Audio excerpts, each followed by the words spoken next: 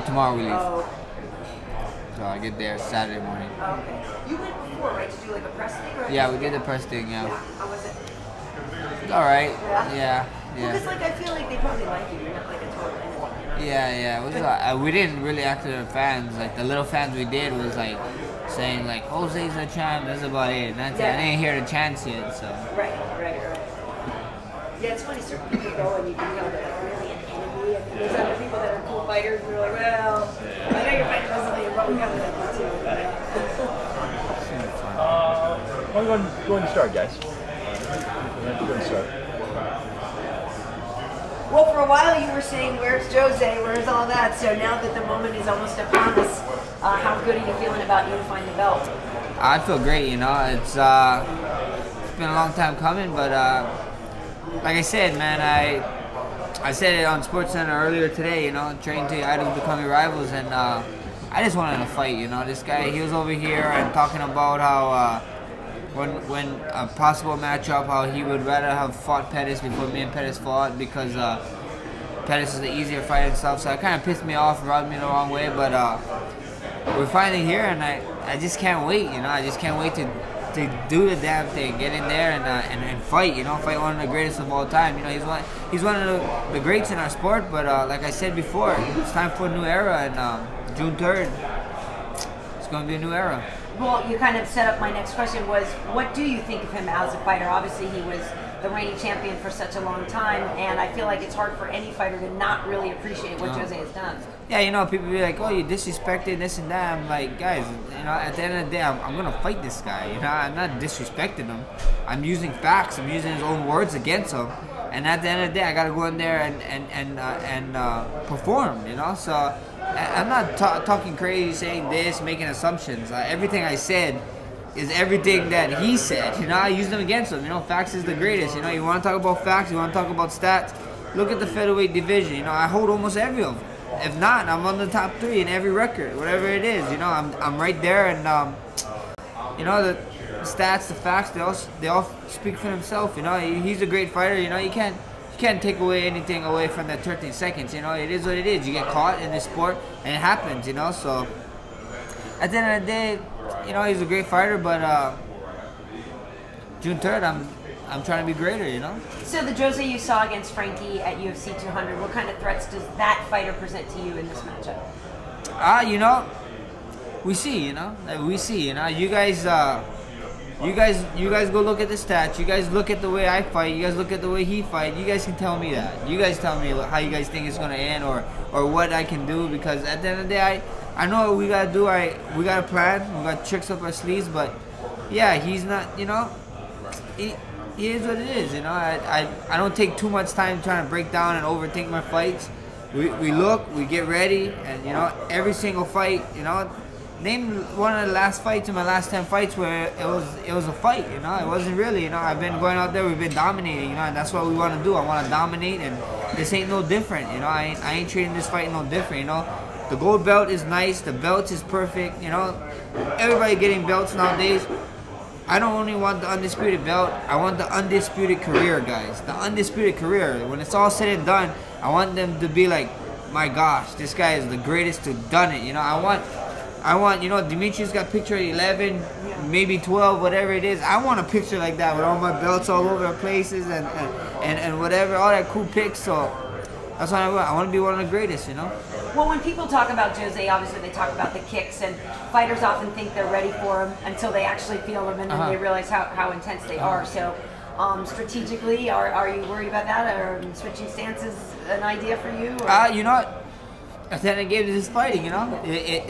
This is what it is, you know. They always say get ready for his leg kicks, you know, and he's telling me this and that, like he's saying that I'm no different, or I didn't fight no caliber guys, whatever. Like what you said, perfect. It's not the same till you get in there with me. All these guys been telling me, you know. With the Cub fight, nobody thought I had a standing chance. They were saying like take Cub down. I was like, guys, I'm a striker. What are you guys talking about? I never shot in my life. I don't know if I did. I don't remember it, but I never shot in my life in that fight. So before that fight, so why would you guys tell me to take a guy down? You know, and then with the Pettis fight, they thought so his kicks and his whatever boxing was gonna be too much, you know. And look how that fight planned out. At the end of the day, we're getting ready, you know. I'm not stupid, you know. I'm not. This game, these guys over here, I said it before. These guys over here playing checkers, I'm over here playing chess. You know, we're on a whole different level. There's levels to this thing, and I just can't wait. You know, we're getting ready for it. You know, and like you said, we don't know if I'm ready until June 3rd. You know, June 3rd, buy the pay-per-view and tune in, and you guys can watch. You guys want to see if I'm ready? Tune in June 3rd. Do you think people have been underestimating you then, or do you feel that you get the respect that you feel like you deserve? I've been the underdog my whole life, and I don't care. I'm not supposed to be here. Max Hall is not supposed to be talking to you, or to any of you guys. I'm not supposed to be here. You know, so it is what it is. It just comes to a point I don't even care. You know, action speaks louder than words, and you know, I've been doing a lot of actions. You know, there's all these hype trains on everybody. I just told them, you know, I just was telling somebody, I forget who it was, on an interview. I think it was not Damien Martin, but Thomas for UFC. And I told him, he's like, what about the hype and this and that? I'm like, man, you know, like the whole hype thing about these guys coming out, like all the young guys, Sage and your rear. I'm like, guys, I'm 25 years old. I'm young as shit. What the hell is my height? What the hell? Jump on me, you know? Like what? I don't have a side comb, you know. I rock a fade. I guess I need a side comb, and I need some nice shoes and some glasses. I don't do that, you know. That's not me. I like dressing up when it comes time. You know, I got an awesome suit guy that Todd Goldsmith, and he always hooks it up for my suit. This next suit is gonna be nice for this fight, but you know, I'm not flashing that whatever. But like I said, you know, action speaks louder than words. Anybody can talk, but you still gotta walk. You know, I'm making the walk. You know, I'm talking to it, but nobody seems to be grabbing. But we see. You know, June 3rd is right around the corner, and I'm excited. I just can't wait to do it. You know, it's been a long time coming. I just can't wait to fight. You know, This is what I really believe I was put on this earth to do. I believe I was put on this earth to fight, and you know, June 3rd I get to go against one of the greatest, and we'll see what happens. Max, you're going into this with the interim belt. I mean, are you treating this fight like it's your first title defense, or do you feel like you really need to beat Jose to solidify it? You know, like I said before, you know, the belt is the belt. It's cool to have. You know, I like be calling champ. You know, I like when people see me like, hey, the champ in Hawaii and whatever. That's cool as shit. You know, to me, I think that's super sick. But the belt is a belt, but it goes back to what I said. You know, I want the undisputed career. You know, at the end of the day, the belt, it is what it is. But I want big paydays. I want the stats. I want to make sure my son is okay when he's going to college and stuff, and our family is all good. And then, you know, it's a belt. It's a thing. You know, it is what it is. You know, I love the things that come with the belt. You know, the free food, the free dinners when you go sit down. You know, people being nice to you and stuff. So it's awesome. You know, I love the belt, but this is just another fight. You know, you can't change anything dramatically now. Why am I gonna change anything? You know, it's always why fix something that's not broken? You know, I add on to it. You know, it's great. So we're not trying to change anything. We're adding. I'm adding. You know, over here, people is like, oh, I think I need to change this. No, I'm over here thinking I need to add. You know, everybody watch Fast and the Furious. You know, they don't try to change the engine. They just add NOS. You know. In your mind, what do you think you need to do to have that undisputed career you talk about? June 3rd is one step. You know, I just gotta keep winning. You know, winning and stats and numbers and you know, title defenses and all this stuff come into play. You know, you gotta keep winning. You know.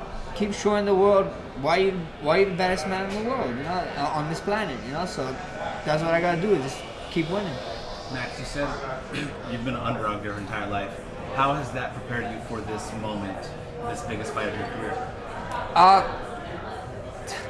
A lot, you know. It's like, you know, I knew at a young age to just accept the fact that people don't owe you nothing, you know. A lot of people go out to this world like, oh, the world owes me something, this person owes me something, you do something nice for them, now they owe me something. No, you know, like, nobody owes you shit, you know, in this life. That's real. That's 100%, you know. If you want anything, go out there, work hard, and go get it, you know. don't think anybody owes you anything. Once you start thinking a mindset, I'm owed something, you're in the wrong mindset, you know. And being an underdog was just like, I just want to work everything. I don't want to say everything is given to me, this and that. I wanted to work my ass off, and you know, my papa instilled that from a young age. I remember like coming home from school, you know, gotta do your homework, gotta do your homework, then you can go play, do your chores. Every Saturday, Sunday, he'd wake us up. We'd have to pull weeds and stuff first, and then we could go and play and stuff. So it's whenever you want something, you gotta work hard, you know, and go after it. Is that you still look at yourself as the underdog as you're about to face Aldo, or do you look at him as you're his equal? I look at me like I'm the greatest, you know. That's that, and this ain't cockiness. Everybody's like, oh man, this kid is so cocky, he talks and blah blah blah. I'm like, this is confidence. You guys need to know the difference. You know, cockiness is over here saying wild make-believe shit. You know, I'm saying facts and I'm saying real stuff. This is confidence. You know, if you guys don't have this confidence in whatever you do, you know, you're gonna suck. I'm sorry, but straight up, you're gonna suck at whatever you do. If you're not confident in what you're doing, then why do it? Anything I said it in the countdown, in the preview, you guys heard. I never ever wanted to be average in my life. Why? Who the hell wants to go his life just making it by? I never ever want to make it by. I never did. I always wanted to be. I was playing high school baseball. I wanted to be the best damn guy on the field, you know. So off the field, I was making sure I was finishing my homework early in recesses. So when I went to stuff, I didn't have to worry about going home after practice doing homework. You know, that's just the little stuff. You know, so it's like I don't want to be average. You know, I look at him, he's a human being, I'm a human being. At the end of the day, we all bleed red, you know, that's the way regular Max thinks. You know, we all humans, you know, if somebody came in here and stabbed us all in the same spot, we're all gonna bleed out just the same, you know. But at the end of the day, when you over here thinking that you're gonna come in here and try to hurt me, you know, in the octagon and stuff, I think I'm greater, you know, I think I'm the best. When it comes to fighting, I believe I'm the best fighter alive, walking this planet Earth. And if you don't have that confidence going into anything you do, whatever you do, a doctor or a reporter, then what the hell are you doing it for? You know, why even try? You know, we've heard you say that you've had your eye on Aldo since you were 17. Can you just sort of put into perspective what it means for you to go from being a kid, seeing him when he was running the division, dominating, to now you're actually about to face this guy as a grown man? Yeah, you know, it's crazy, you know, it's the truth. I was watching this at WEC, you know, and I said I'm supposed to, I don't know if I said it already, but, you know, train to idols become your rivals, and I'm right here, you know, so I'm excited, you know, and it's just time, you know, like I said, it goes back to what I said, it's time for a new era. This guy, you know, he's still a young guy, still yet, but you gotta say a veteran, because he started so young, you know. He started when I like pretty much started, you know. I started seeing him when he was like 20, 21 or 22, yeah, around there, in the WC. So, you know, it's just, I can't wait to fight, you know. This guy is pretty crazy to think that much years, 8 years, they stayed at the top. So it's amazing, you know. It's amazing. I get to get the shot at fighting a person in Aldo, and I'm just ready for. I'm just grateful for the opportunity, and I just can't wait. I can't wait to be in the same octagon with the guy, you know, and show you guys what we've been working hard for the last 6 to 8 weeks. What did 17-year-old Max think of Jose as you were watching him on TV, WEC? What do you remember thinking about him back then? I wanted to fight him. I just wanted that. That's what I wanted to fight. I thought he was a strike. I'm a kickboxer, and he was whooping everybody's ass in kickboxing with Muay Thai with the leg kicks. So I was like, damn, I want to kickbox this guy, you know. Or I wasn't really into MMA. We was practicing MMA a little bit, but I was saying like, man, I wanted to fight this guy, you know. Now the chance is here. 25-year-old Max, I get to have the chance, you know. I'm curious what you think about how active he would be. One critique people do have of Jose is that he didn't fight often enough. So if you're able to become undisputed champ, how often would you like to fight? You know, 2 to 3 times a year. You know, maybe squeeze in a 4th one. We see how my body is, but you know, I always fight 4 times. Like, you know, in this 10-fight win streak, I think 2 years in a row I fought 4 times. So it's like, or 3-4, 4-3. You know, I want to fight. I want to stay that active. You know, and beat 3. You know, and the way you get money, you know, is you want to fight out your contract. You fight your contract. You do more fight. You fight your contract. You get bigger paydays. So you know, at the end of the day, you know, for sure, I wanted to fight at least one at least 2 to 3 times a year, at least, you know, and then we'll see what happens, you know. But like you said, you know, the body, he was hurt and stuff, whatever. You can't control that kind of stuff. But I want to defend at least 2 or 3 times a year if my body allows me to. I'm curious what you're thinking right now with the Division 2. Obviously, Frankie Edgar just had an amazing fight against Yair Rodriguez. We know Cub is doing well. There's a lot of guys on that list that you've already fought, but if you are victorious, who do you expect would be your first defense? You know, if I win, I think it's a toss-up. It's whoever, you know. I always wanted to fight Frankie. You know, I wanted to fight Frankie on the 205 card. I was tripping out that they gave that fight to Stevens, you know, and you know, he's one of the guys I always wanted to fight too. He's on the top of the list, you know. Me and Cub, I'd gladly like to do that rematch again. You know, he's showing what's up, you know, ever since our fight. So that would be a great fight. You know, we got Korean Zombie back in the mix. You know, him and Ricardo is fighting, so that should be a fun fight. There's a bunch of fights that I want to fight. You know, like I said, I'm not trying to run through the division and pick and choose these guys. You know, I'm cleaning them out. You know, I want them all. So if when you go down the top 10 list and it's time for another title defense, it'd be like, holy, who the hell are we fighting? You know, like Demetrius. That's a good problem. It's a bad and good problem. You know, he's cleaning out. You know, I want to be Mr. Clean Out, so that's what I want to do. I can't remember I asked you before, but do you appreciate that last moment with Ricardo Lamas as much as everybody else does? Like, do you understand how iconic that is now? Yeah, you know, it was funny. I just did an interview on the way, and the guy was saying, like, how come the Holloway didn't get picked up in at middle schools and stuff, you know, with the fidget spinners? I was like, I don't know, man. I question myself too. I was like, I probably in Wyandotte picks up and you go home with a black eye and all. I don't think so, but yeah, you know, that was fun. You know, that was cool. You know, they forever immortalized me in the game, and only my guy can do it. So that was great. You know, that was just sometimes you just gotta live in the moment. You know, lived in the moment for that and paid off. Max, since we were talking about the division, I mean, is Conor even part of the mix anymore, or do you feel like the division's kind of moved on without him at this point? Yeah, you know, like, at the end of the day, you know, people keep talking about the belts and whatever and this and that, and you know, this guy's gonna fight. They're saying that he can fight Floyd. He's getting ready for Floyd or whatever, and I think the division has moved on. You know, this whole Floyd Mayweather talk and him making 50 mil or 75 mil, whatever the talk is, like, would you guys come back to MMA after a fight like that? Like, you know, like, this guy, you know, Conor should be proud. You know, everybody tells us, oh, he's a champ, blah, blah, blah. Like, he should be proud, you know? Conor was a champ, you know? He should hold his belt up high and proud, you know? And at the end of the day, he's the 2015 champ, you know? This is 2 years later already. And he never ever once talked about defending the 45 belt ever.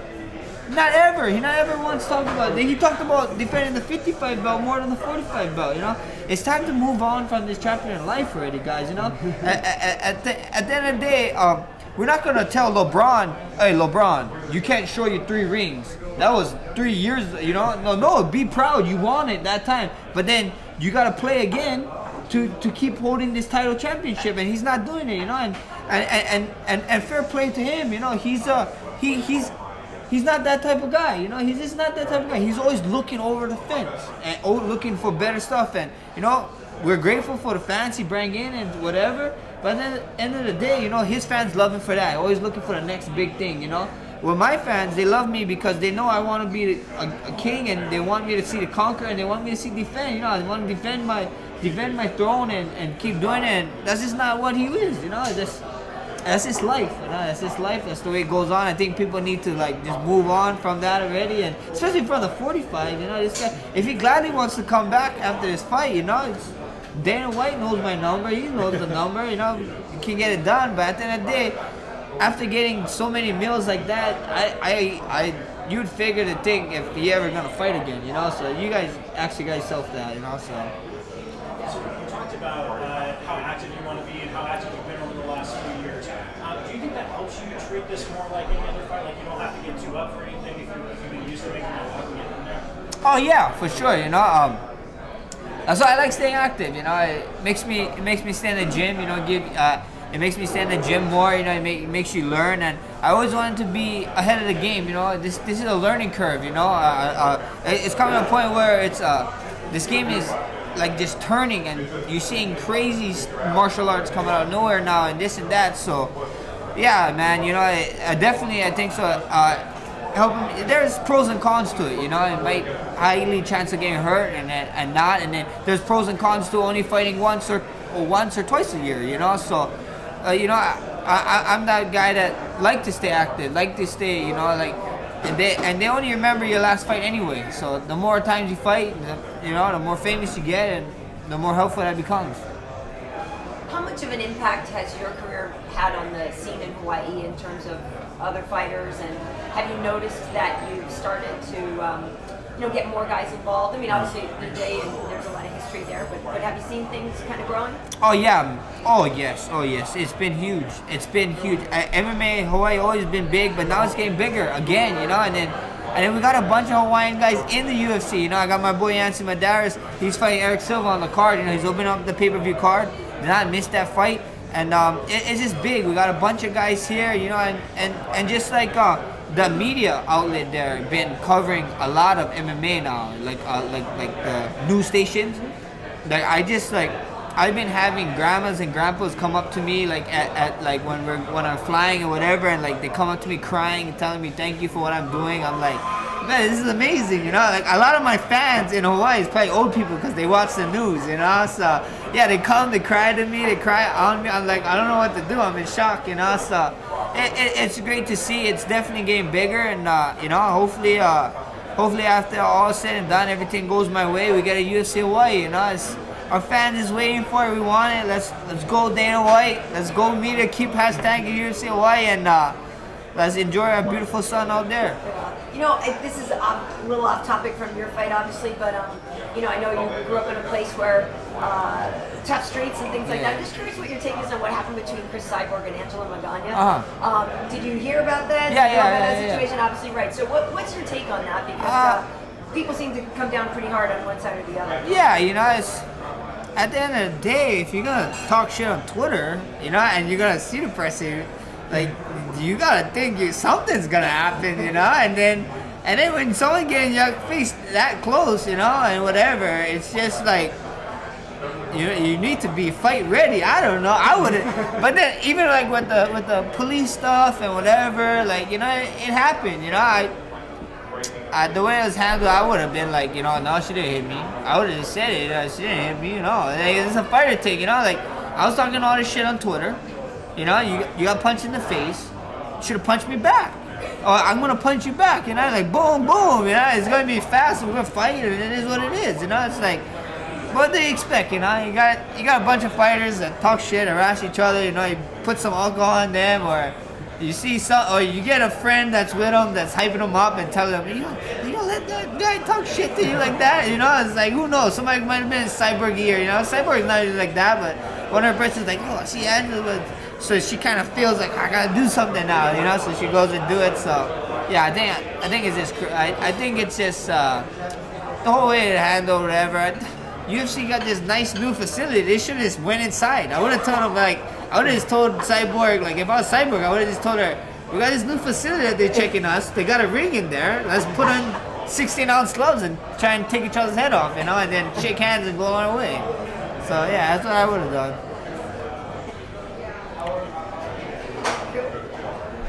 Cash me inside. Yeah.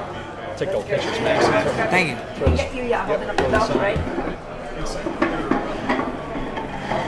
Step right there, throw that on.